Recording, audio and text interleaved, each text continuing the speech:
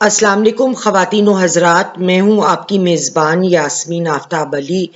Channel और programme Yasmin Aftab Ali के साथ। आज हम गुफ्तगू करेंगे कि इमरान साहब को बेल मिलने के बावजूद इस्लामाबाद हाई कोर्ट से उनकी रिहाई क्यों नहीं हुई, वो कौन से केसेस हैं जिनकी वजह से वो अभी तक कैद में मुक़य्यद हैं। इसके अलावा क्यों ये स्ट्रैटेजी इस्तेमाल की गई पीटीआई की जानिब से कि लोगों को ये मुगालता हुआ कि जैसे ही इस्लामाबाद हाई कोर्ट से इनको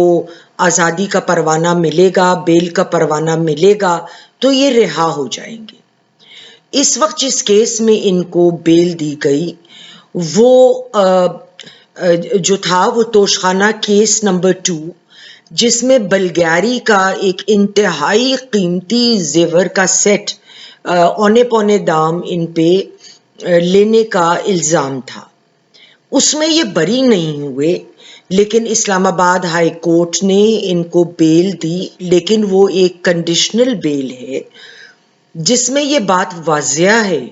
कि उनको जब प्रोसीडिंग्स होंगी तो ज़ाती तौर पे हाजिर होना होगा, वरना बेल कैंसिल भी हो सकती है। इसके अलावा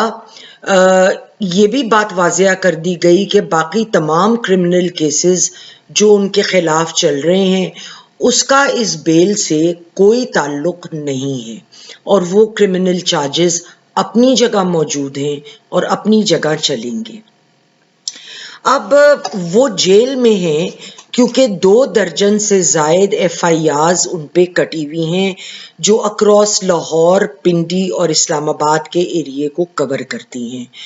फिर सबसे बड़ा 9 मई का केस है।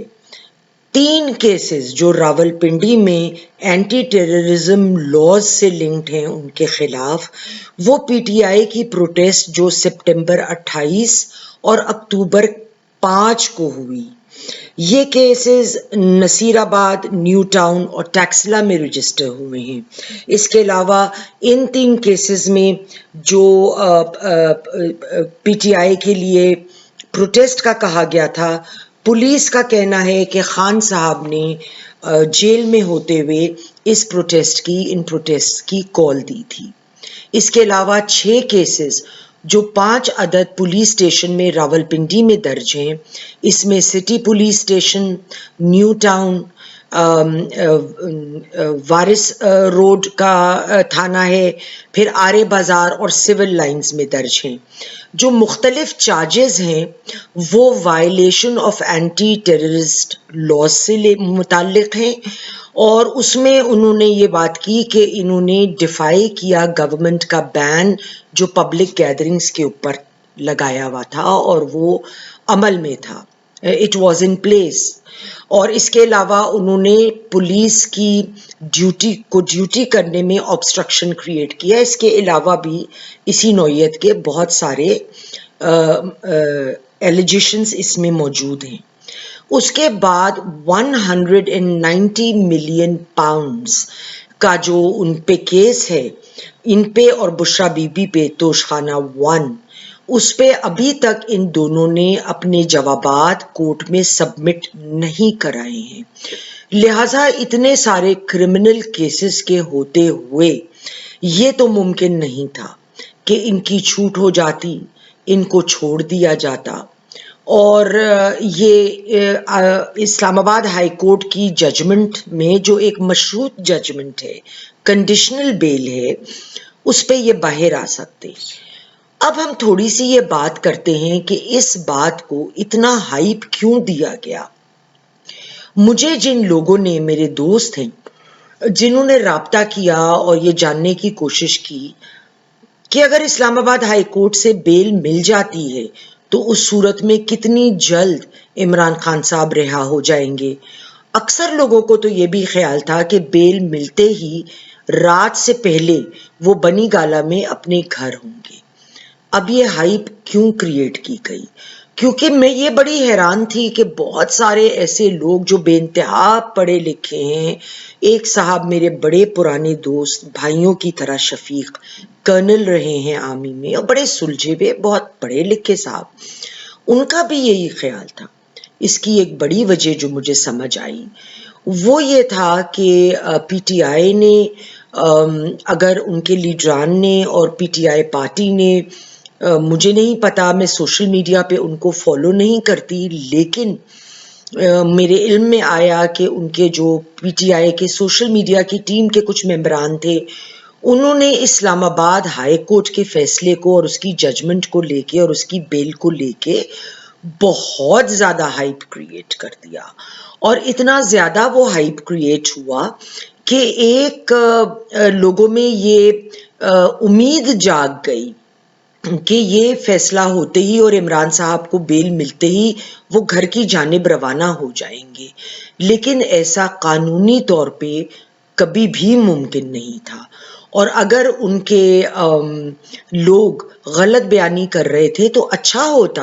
اگر ان کی لیگل ٹیم میں سے کوئی بھی لائر سینئر، حامد خان صاحب ہیں، سلمان اکرم راجہ صاحب ان کے ایک بڑے اسپوکس پرسن تو نہیں ہیں مگر ایک بڑا بڑھ کے سامنے پی ٹی آئی کے لیے آ رہے ہیں، تو ان میں سے کوئی بھی اس بات کو کلیریفائی کر دیتا کہ دیکھیے اگر ان کی بیل ہو بھی جاتی ہے تو اتنے سارے کیسز جو ہیں وہ ابھی پینڈنگ ہیں کہ یہ پاسبل نہیں ہے کہ لوگ عمران صاحب ابھی فوری نکلیں، انلیس جان بوجھ کے ایسا کیا گیا ہو کہ جب لوگوں کو ڈس اپوائنٹمنٹ ہوگی، اور میں نے یہ بڑے سارے واٹس ایپ گروپس پہ پڑھا کہ لوگوں نے فوج کو مورد الزام ٹھہرایا، لوگوں نے موجودہ حکومت کو مورد الزام ٹھہرایا کہ دیکھیں انہوں نے تو جان بوجھ کر جو ہے عمران صاحب کو نکل آنا چاہیے تھا مگر ان کو نکلنے کی اجازت نہیں ملی، کیونکہ جو لوگ یہ سب سن رہے ہوتے ہیں، پڑھ رہے ہوتے ہیں، ان تمام معاملات سے وہ قانونی نکات سے واقف نہیں ہوتے، کیونکہ ہر شخص جو سوشل میڈیا پہ ہے وہ وکیل نہیں ہے، حالانکہ وہ سمجھتے ضرور ہیں کہ دو لفظ پڑھ کر وہ وکیل بن چکے ہیں، تو بعض دفعہ مجھے بڑا رنج بھی ہوتا ہے کہ ان کو اس قسم کی مس انڈرسٹینڈنگ میں باقاعدہ طور پر انکریج کیا جاتا ہے، اور اس انکریجمنٹ کی وجہ سے ان کی ڈس اپوائنٹمنٹ ہونا ایک قدرتی امر ہے، مگر ہمیں ایک ذی ہوش انسان ہونے کے ناطے، چلیں ان پڑھ لوگ اس قسم کی باتیں کر سکتے ہیں، لیکن جو پڑھا لکھا اشرافیہ ہے ہمارے ملک کا، ان کو یقینی طور پہ یہ احساس ہونا چاہیے کہ بہت سارے معاملات اور بہت سارے مسئلے جو کورٹ میں الجھے ہوئے ہیں تو وہ اتنی آرام سے نہیں سلجھیں گے، وہ ایک کیس میں مشروط بیل ہونے سے بھی عمران صاحب کو آزادی نہیں مل جائے گی۔ شاید پی ٹی آئی کے لوگ یہ چاہتے تھے کہ اس قسم کی ایک غلط امپریشن کریٹ کر کے لوگوں کے دل میں حکومت کے خلاف اور اسٹیبلشمنٹ کے خلاف ایک نفرت کو، غصے کو، غم کو بھڑکایا جائے، اس کے علاوہ تو مجھے کوئی بات سمجھ نہیں آتی، لیکن افسوس ہے کہ عمران صاحب خیر جو ان کے فالوورز توقع کر رہے تھے وہ پوری نہیں ہوئی، لیکن یہ پوری ہونے والی بھی نہیں تھی۔ تو اگلے پروگرام تک خواتین و حضرات، خدا حافظ۔ اگر آپ نے چینل یاسمین آفتاب علی کو سبسکرائب نہیں کیا، آپ سے میری گزارش ہے اس کو سبسکرائب کریں اور اس کے پروگرامز کے لنک زیادہ سے زیادہ اپنے ملنے والے